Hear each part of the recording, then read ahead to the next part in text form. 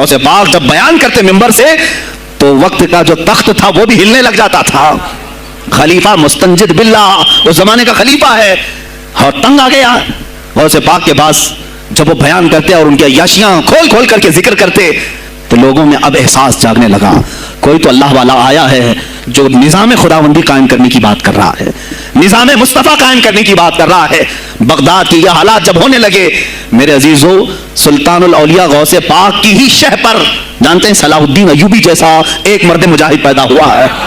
یہ آپ کی تحریک تھی, غوث پاک کی تحریک تھی کہ جب بازنطینی عیسائیوں سے آپ نے اپنی پوری امت کو آگاہ کیا کہ تم سو رہے ہو, تم اپنی عیاشیوں میں ہو, تم اپنے نشے میں ہو, تمہارا دشمن تاک میں لگا ہے, گھات لگا کر کے بیٹھا ہے. اور ہوا بھی یہی کہ غوث پاک کے وصال کے صرف 10 سال بعد صلیبیوں نے حملہ شروع کر دیا بغداد پر, مصر پر, ترکی پر, ہر جگہ. اور یہی حملے کی وجہ تھی صلاح الدین ایوبی جیسا مرد مجاہد کھڑا ہوا اور پھر انہوں نے پورے بیت المقدس کو فتح کر کے اپنے سر ایک صحرا باندھا.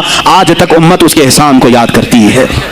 میرے عزیزو, غوث پاک کے زمانے کے صلاح الدین ایوبی, اتنا ہی نہیں آپ ہی کی تحریک تھی, غوث پاک کی تحریک تھی کہ تم جوانوں کو تیار کرو, تمہاری زندگی عیاشی کے لیے نہیں, اللہ کا نظام قائم کرنے کے لیے ہے. تم اللہ کا نظام قائم کرنے کے لیے آئے ہو دنیا میں, کیونکہ اللہ نے تمہیں خلیفۃ اللہ کہا ہے. اللہ کے تم خلیفہ ہو, تم نائب ہو اللہ کے. تم یہاں پر اپنی موج مستی کے لیے نہیں آئے. اب اس زمین پر بات ہوگی تو صرف میرے مولا کی ہوگی, اس زمین پر بات ہوگی میرے مصطفیٰ کی ہوگی. یہ سیدنا عبد القادر جیلانی کا اعلان تھا. ہے کوئی آج پیران اسلام وہ اعلان کریں کہ آج اس زمین پر صرف ہم ناموس رسالت کی بات کریں گے؟ کون ہے؟ کیوں بیٹھے ہو؟ غوث پاک سے اگر تمہاری ادنا سی نسبت ہے تو پھر تمہیں اپنے جوانوں کو, اپنے مریدوں کو یہ سکھانا ہوگا کہ موٹے موٹے نذرانے دینے سے نہیں چلے گا, اپنی گردنیں حضور کو پیش کرنے کے لیے تیار کرو.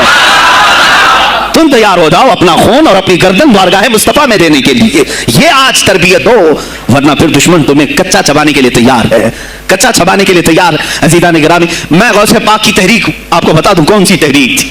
وہ صلاح الدین ایوبی جو بیت المقدس فتح کیا, یہ غوث پاک کی تحریک ہے. اور پھر چند سالوں کے بعد پورے عالم اسلام میں جو خلافت عثمانیہ قائم ہوئی, غازی ارطغرل جو آئے, یہ تحریک بھی غوث اعظم کی پیدا کی ہوئی تھی. آپ نے جوانوں کو متحرک کیا تھا اور پھر امت کا وہ شعور بیدار کیا تھا جو ان میں مردہ کر چکے تھے کچھ حکومت کے کارندے. میں سمجھتا ہوں اس وقت جتنے خلفاء بیٹھے ہوئے تھے خلافتوں پر, تخت پر, جو نام کے مسلمان تھے, یا اس کو ہماری زبان میں سمجھ لو سب کانگریس کے تھے, جو منافق تھے, یعنی دکھتے تھے بس, لیکن اندر سے سب نفاق ہوتا تھا, نفاق ہوتا تھا. ہاں میں صاف کہوں گا, بغداد میں بھی کانگریس کا خلیفہ رہا ہوگا, مصر میں بھی اور ترکی میں بھی اور نیشاپور میں بھی, اس لیے کہ مسلمانوں کے خون چوس کر کے تخت پر بیٹھ تو جاتے لیکن پوری زندگی گزر جاتی, میرے مصطفیٰ کا نام تک نہیں لیتے تھے, ان کو بٹھاتے تھے مسلمان. آج آپ بھی تو یہی کر رہے ہیں, یہی کر رہے ہیں. ہم اپنا اپنا سمجھ کر کے جن کو اوپر تک بٹھاتے ہیں, پوری زندگی چھان مار کر کے دیکھ لو کبھی یہ نظام قرآن کی کبھی بات کیا ہے؟ کبھی میرے مصطفیٰ پر آنے والی آنچ کے لیے کھڑا ہوا ہے؟ کوئی نہیں کھڑا ہونے والا ہے. ان کے سفید کرتے اور ان کے سفید پاجامے سب کفن بن کر رہ جائیں گے اور کچھ بھی نہیں ہوگا. عزیزان گرامی وقات, آپ کو سرکار بغداد رضی اللہ تعالیٰ عنہ کی تحریک میں بتاؤں, ترکی سے نکلنے والی خلافت عثمانیہ غوث اعظم کی پیدا کی ہوئی تحریک تھی. اتنا ہی نہیں, آپ کے آخری زمانے میں سرکار خواجہ غریب نواز معین الدین چشتی رضی اللہ تعالیٰ عنہ کی ملاقات بغداد میں ہوئی. معین الدین اجمیری رضی اللہ تعالیٰ عنہ کی ملاقات ہوئی. تاریخ دان نے لکھا, آج میں نے پہلی مرتبہ اس کو پڑھا اور آپ کے سامنے پہلی بار بتا رہا ہوں, سرکار بغداد اور حضرت خواجہ غریب نواز کی ملاقات کے بارے میں بہت سارے باتیں چلتی ہیں کتابوں میں بھی, میں نے اپنے مرشد سے بھی پوچھا تھا. بہرحال ایک تاریخی ایک کتاب سے مجھے آج یہ بات ملی کہ سلطان الاولیاء غوث پاک نے حضرت خواجہ غریب نواز کو کیا وصیت کی تھی, کیا کہہ کر کے بھیجا تھا. ان کے پاس غوث پاک نے, غریب نواز نے بہت ساری انعامات, اوراد, وظائف, طرق, اجازات سب حاصل کیے, لیکن ہندوستان جب آئے کیا کیا انہوں نے, یہ بھی بتایا گیا کہ غوث پاک کی تحریک تھی. کیا سلطان الہند سرکار غریب نواز نے شہاب الدین غوری کو بلا کر کے ہندوستان میں پرچم اسلام لہرانے کا حکم دیا تھا. یہ تحریک بھی سرکار غریب نواز نے لائی تھی بغداد کے ولی کامل سے. تم کیا سمجھتے ہو یہ اولیاء خالی مسلح لے کر کے گھومتے تھے, یا اولیاء اکرام صرف گدی نشین تھے؟ نہیں میرے عزیزو, یہ حکومت وقت کو آنکھ میں آنکھیں ڈال کر بات کرتے تھے اور پھر نظام مصطفیٰ کی بات للکار کر کے کرتے تھے. آج کے زمانے میں کچھ لوگوں نے اولیاء کو ایسا پیش کیا ہے جیسے وہ درویش بس جنگل میں رہتے تھے اور کچھ نہیں. نہیں میرے عزیزو, وہ اللہ کے شیر تھے, اللہ کے شیر تھے. اسی لیے تو اقبال نے کہا ہے اللہ کے شیروں کو آتی نہیں روبائی. وہ کبھی لومڑی پن کا انہوں نے اپنے آپ میں اظہار ہی نہیں کیا کہ نہیں یہ بھی چلے گا وہ بھی چلے گا, کمی نہیں. وہ گرجتے تھے اپنے تخت پر، اپنی خانقاہوں پر، لیکن خلیفہ مستنجد باللہ ابو المظفر اس کو کہتے ہیں، بغداد کا وہ خلیفہ، عباسی خلیفہ، بڑا طاقتور، اور اسی کے زمانے میں غوث پاک ہیں۔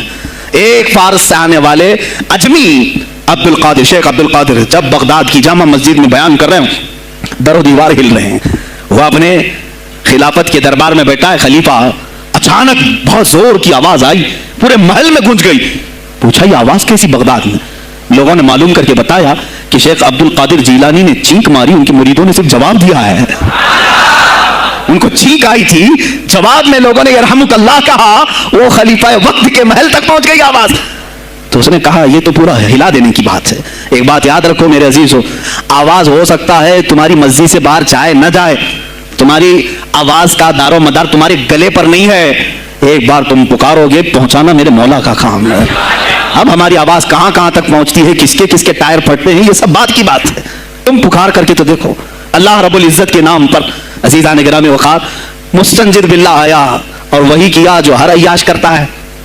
ظاہر سی بات ہے، مولوی صاحب کچھ لے دے کے چھوڑ دو، جان بخش دو، جاؤ کہیں بیٹھو، آپ اللہ اللہ کرو، کہاں یہ حکومت سیاست کی باتوں میں آپ آ گئے؟ چند دنوں پہلے میں نے بھی سیاست کی بات کی تو مجھے بھی ایک مشورہ ایسا ہے کہ آپ کو انٹرسٹ ہے MP بننے کا، MLA بننے کا؟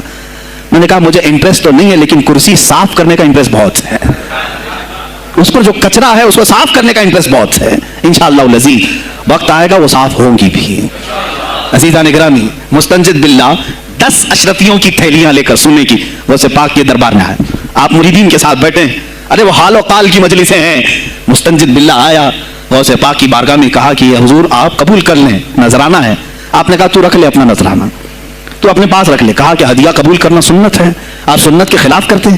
غوث پاک نے کہا لا، ایک تھیلی لیا اور اپنے بغل میں دبا کر کے اس کو نچوڑنا شروع کیا تو اس سے خون ٹپکنا لگا، خون اتنا ٹپکنے لگا تو حاضرین مجلس دم بخود رہ گئے، خلیفہ مستنجد باللہ بھی دیکھ رہا تھا۔ غوث پاک نے فرمایا ابھی تو یہ ایک تھیلی ہے، میں 10 کو نچوڑوں گا تو یہ خون تیرے دربار تک پہنچ جائے گا، تیرے دربار تک پہنچ جائے گا۔ تو مجھے وہ اشرفیاں دینے آیا ہے جو تو نے غریبوں کے مال کو چوس کر کے حاصل کیا، تو مجھے خریدنے کے لیے آیا ہے؟ اگر مجھے تیرے خاندان کی حرمت کا خیال نہ ہوتا تو میں آج پورے بغداد کی نالیوں میں اسی کا خون بہاتا۔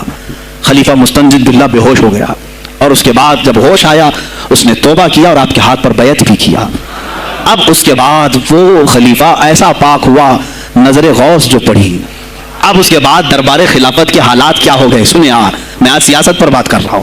اب خلیفہ مستنجد باللہ کا دل جب صاف ہوا، 8 دن کے بعد وہ حاضر آیا، کہا سلطان الاولیاء اے شیخ عبد القادر جیلانی، آپ حکم فرمائیں کہاں کس طرح کا گورنر رکھنا چاہیے، گورنر کس طرح کا ہونا چاہیے؟ آپ نے غوث پاک نے اپنے خلفاء کو حکم دیا کہ لسٹ بنائی جائے، اسلامی سلطنت میں گورنر کون ہوگا؟